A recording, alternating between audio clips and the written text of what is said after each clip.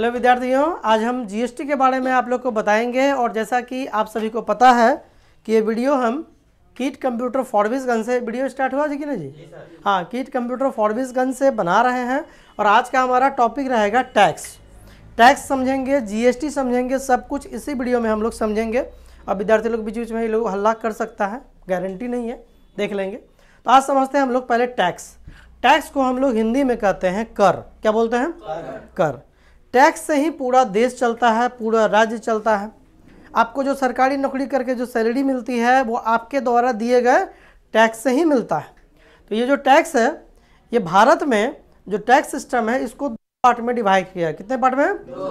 दो पार्ट में इसको डिवाइड किया गया है, जिसमें सबसे पहला होता है डायरेक्ट टैक्स और दूसरा होता है इनडायरेक्ट टैक्स। डायरेक्ट टैक्स का मतलब कि वैसा टैक्स, वैसा कर जो सीधे सरकार को आप देते हैं और देते समय बहुत कष्ट होता है, दिखता है कि ये टैक्स सीधा सीधा सरकार को दिया जा रहा है, आपको क्लियर स्पष्ट नजर आएगा कि आपने टैक्स दिया। और इनडायरेक्ट टैक्स का मतलब होता है वैसा टैक्स जो सरकार को तो हम देते हैं लेकिन देते समय हमको पता ही नहीं चलता है कि हम दे रहे हैं। आप 5 रुपये का कुरकुरे खरीदिए, उसमें भी टैक्स लगा हुआ है लेकिन अलग से लिखा हुआ नहीं रहता है। पार्ले जी बिस्किट लीजिए, कोई भी कुछ भी आप खरीदते हैं, ठीक है, सुई से लेकर हवाई जहाज़ तक आप कुछ भी परचेज करते हैं, उन सभी पे लगा हुआ है टैक्स। ये जो टैक्स होता है वो देते समय आपको दिखता नहीं है, इसलिए हम उसको बोलते हैं इनडायरेक्ट टैक्स। क्या बोलते हैं? Indirect tax. और वैसा टैक्स जो सीधा सीधा देते हैं उसको क्या बोलेंगे? अब इसको और डिटेल में जानने के लिए अब समझिए डायरेक्ट टैक्स के कुछ प्रकार हमने यहाँ बनाए, और भी कुछ हो सकते हैं। जैसे क्या इनकम टैक्स। भारत में अगर आप एक साल में 2.5 लाख रुपए तक कमाते हैं, कितना रुपए तक कमा के बचत करते हैं, तो आपको कोई भी टैक्स देने की जरूरत नहीं है। लेकिन जैसे ही 2.5 लाख से लेकर 5 लाख तक जाते हैं तो 5% टैक्स आपको देना पड़ेगा। 2.5 लाख छूट है और 2.5 लाख के ऊपर 5% जितना भी आएगा वो आपको टैक्स के रूप में सरकार को चुकाना पड़ेगा। हालांकि कुछ केस में जो टैक्स है वो 5 लाख तक आपको छूट मिलता है। कैसे मिलता है उसको समझिए। इधर मान लीजिए कि आप 2.5 लाख रुपए कमा के बचाए और जो एक्स्ट्रा 2.5 लाख है वो उसका आप ईएमआई चुका दीजिए। आप जैसे कार लोन लिए, होम लोन लिए, लोन लेता है ना लोग, तो उसका महीना महीना ईएमआई भरता है। आप मोबाइल खरीद लीजिए, उसका ईएमआई भरिए, कार खरीद लीजिए, उसका ईएमआई भरिए। तो ये सब चीज़ अगर आप करेंगे तो 5 लाख तक आप टैक्स फ्री हो सकते हैं। 2.5 लाख बचाइए, 2.5 लाख रुपया ईएमआई वगैरह चुकाइए, लोन चुकाइए, तो आपको 5 लाख तक टैक्स से फ्री मिल जाएंगे। यानी उतना रुपया आप कमा के रख सकते हैं। उससे ऊपर कमाइएगा तो 10% टैक्स है। मान लीजिए कोई आदमी अगर 20 लाख रुपए कमाया तो 20 लाख रुपए यदि कमाएगा तो 5 लाख अगर वो फ्री करवा लिए तो 15 लाख जो एक्स्ट्रा कमाया उसका 10% यानी 1.5 लाख रुपया आपको टैक्स देना पड़ेगा सरकार को। और अगर 30 लाख से ऊपर का आपका इनकम है, यानी 1 करोड़ रुपये आप कमाते हैं मान लीजिए एक साल में, तो आपको उसमें 30% इनकम टैक्स देना पड़ेगा। यानी 30 लाख रुपया सीधे सीधे सरकार को देना पड़ेगा। कमाइए 1 करोड़ लेकिन आपका बचत कितना होगा उसमें? 70 लाख। 30 लाख सीधा सीधा किसको देना पड़ेगा? सरकार को। तो ये हो गया इनकम टैक्स। अगर आप केवीसी में जाते हैं, अमिताभ बच्चन वाला, अब तो बंद हो गया, अभी सीजन समाप्त हुआ, तो अगर वहाँ पे आप 1 करोड़ रुपये जीतिएगा ना तो 30 लाख रुपये तो पहले काट लेगा, उसके बाद कुछ एक्स्ट्रा टैक्स लगा के और पैसा काट लेगा। मोटा मोटी 45 से 50 लाख रुपये आपके अकाउंट में आएगा, उससे ज़्यादा नहीं आने वाला है। तो ये हो गया इनकम टैक्स। क्या हो गया? उसके बाद होता है गिफ्ट टैक्स। क्या होता है?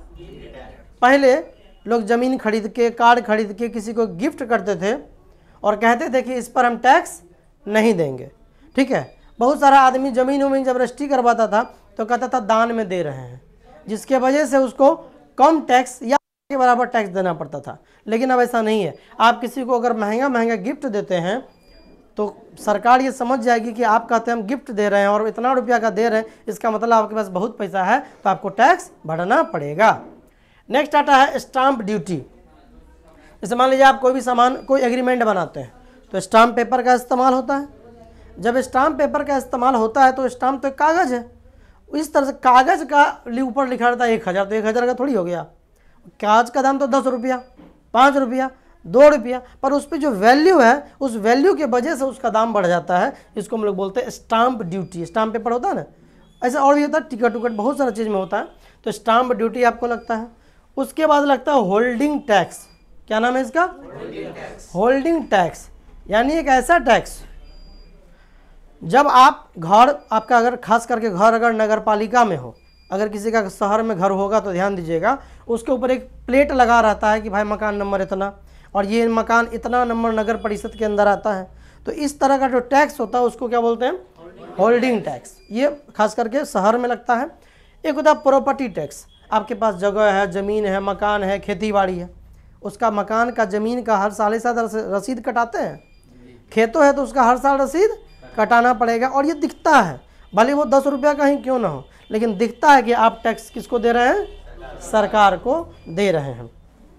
उसके बाद टोल टैक्स, जब आप गाड़ी रोड पर लेके जाते हैं, तो जब रोड पर आप गाड़ी लेके जाते हैं तो बहुत जगह हाईवे पे टोल लगा रहता है और वहाँ पे आपसे टोल टैक्स वसूल किया जाता है जब आप जाते हैं तब। तो ये हो गया टोल टैक्स। ये सब दिखता है कि आप सीधे सीधे किसको दे रहे हैं? सरकार को दे रहे हैं। इसको हम लोग क्या बोलेंगे? टोल टैक्स बोलेंगे। ये हो गया कौन सा सब आया? ये सब डायरेक्ट टैक्स है। कौन सा टैक्स हुआ? सीधे सीधे किसको देना है? सरकार को। अब समझते हैं इनडायरेक्ट टैक्स।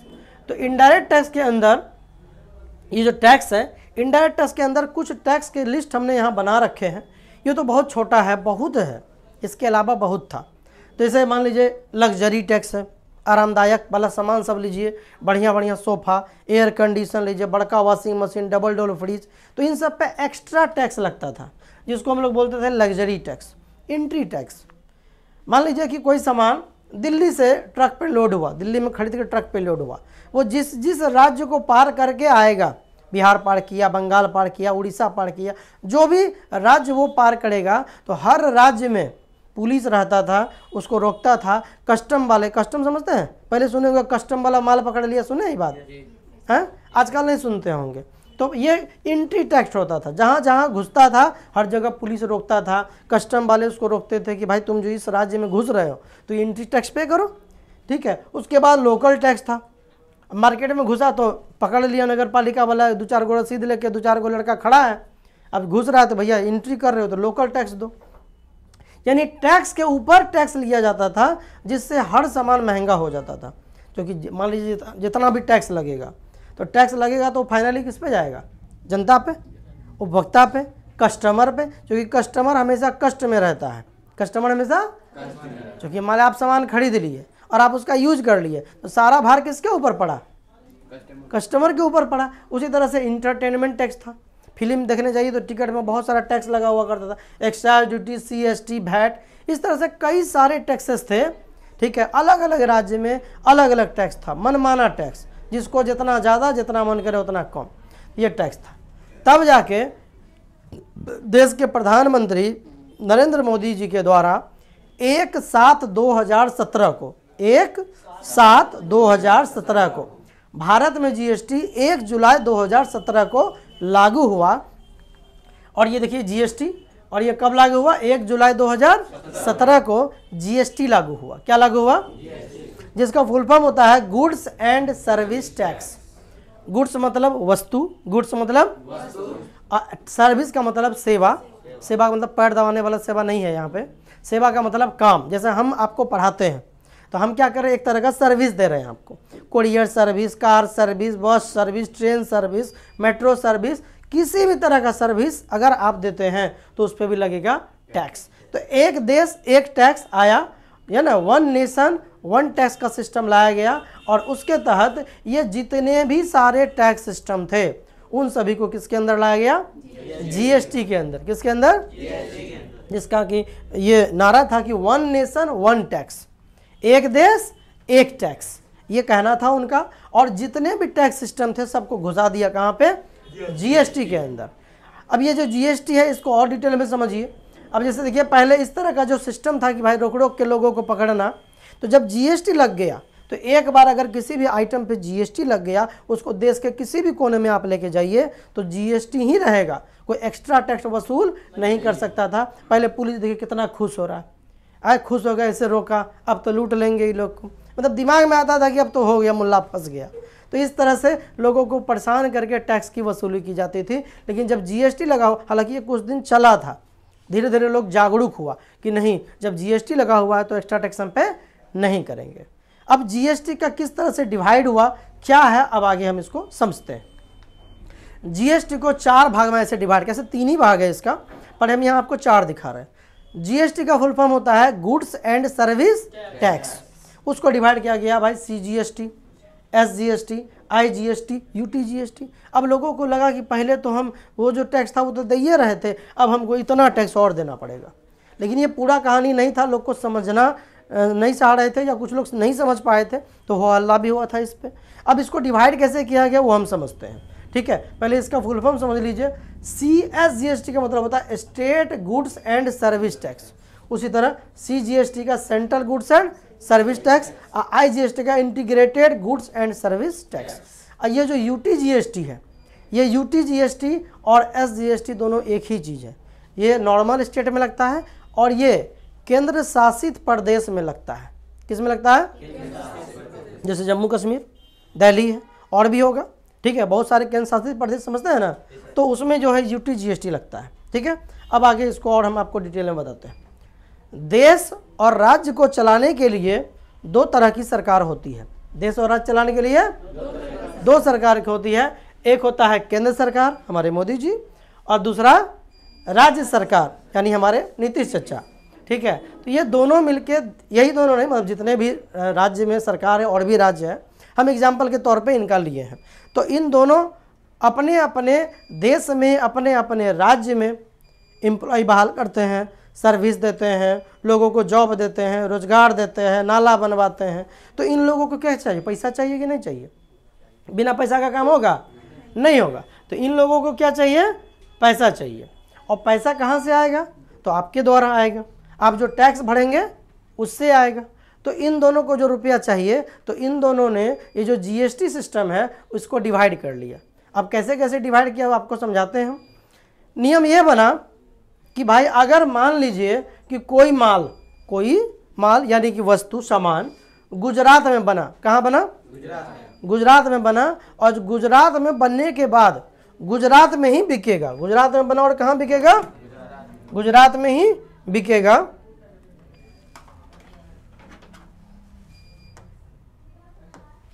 सामान कहाँ पे खरीद बना है? गुजरात में, और बिकेगा कहाँ? गुजरात में। तो गुजरात सरकार को क्या फ़ायदा हुआ कि भाई सामान कहाँ था? गुजरात का, और बिका भी गुजरात में। तो गुजरात को सबसे पहले रोजगार मिल गया। मिला कि नहीं मिला? तो ये इसको रोजगार मिला। अब ये जो मान लीजिए कि इसमें जो जीएसटी लगा, तो मान लीजिए कि जीएसटी किसी प्रोडक्ट पे लगा 100 रुपया। कितना लगा? तो 100 रुपया अगर किसी प्रोडक्ट पे जीएसटी लगता है, पेन का कलर चेंज कर दे क्या जी? ये कलर दिख रहा है? हाँ, ये ज़्यादा दिख रहा है ना। तो मान लीजिए कि अगर किसी प्रोडक्ट पे जीएसटी कितना लगा? 100 रुपया। तो उसमें से 50 रुपया, कितना रुपया? ये लगेगा सीजीएसटी। क्या लगेगा? और जो 50 रुपया है ये हो जाएगा एसजीएसटी। 50 रुपया जो है वो सेंट्रल गवर्नमेंट को जाएगा यानी मोदी जी को। अब 50 रुपया जाएगा स्टेट गवर्नमेंट को। कब? जब गुजरात का माल गुजरात में बिकेगा, बिहार का माल बिहार में बिकेगा, पंजाब का माल, क्योंकि पैसा तो दोनों को चाहिए, इसके बिना काम नहीं होगा। तो ये दोनों आधा आधा पैसा बांटेंगे। और अगर मान लीजिए कि सामान जो है बना कहाँ पे? गुजरात में, और यहाँ से चला गया बिहार। कहाँ चला गया? गुजरात से ट्रांसफर होकर कहाँ गया माल? तो बिहार में गया। तो ये हो गया इंटर स्टेट, ये अदर स्टेट हो गया। क्या हो गया? Other state. यानी एक राज्य का माल कहाँ जा रहा है? तो फायदा सबसे पहले किसको हुआ? क्योंकि भाई उसको रोजगार मिला। तो पहला फायदा गुजरात को मिला कि नहीं मिला? ठीक है, तो गुजरात को पहला फायदा मिला। और इसको मिलने के बाद बिहार को क्या मिलेगा? कुछ नहीं। बिहार तो खाली सामान खरीद रहा है। बिहार क्या कर रहा है? सामान खरीद रहा है। तो इसीलिए इस पर जो सिस्टम था वो बदल गया। मान लीजिए कि जीएसटी है 100 रुपया। कितना है? तो इस पे एक ही टैक्स लगेगा, आईजीएसटी। क्या लगेगा? आईजीएसटी लगेगा पूरा का पूरा 100 रुपया। कितना लगेगा?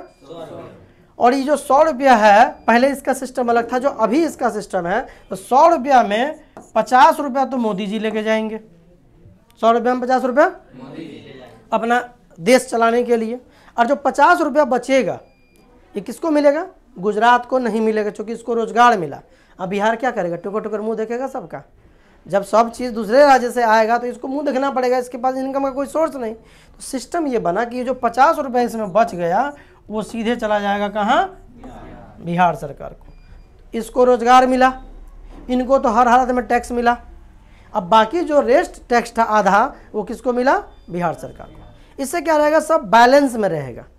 क्या रहेगा सब, नहीं तो पता चला जिसके यहाँ खाली कारखाना है वो बहुत अमीर हो गया और जिसके पास कुछ हो नहीं वो गरीबों से गरीब हो गया। तो ये रहा भारत का टैक्स सिस्टम, ठीक है। तो ये ऐसा नहीं था कि इसमें सब, अब देखिए कि इसमें लोग का जो कन्फ्यूजन था वो इस प्रकार था कि अगर मान लीजिए किसी में CGST लगता है, मान लीजिए कि सेम स्टेट में रहेगा तो क्या लगेगा, बता दे रहे हैं हम, 1 मिनट इसको मिटा दें।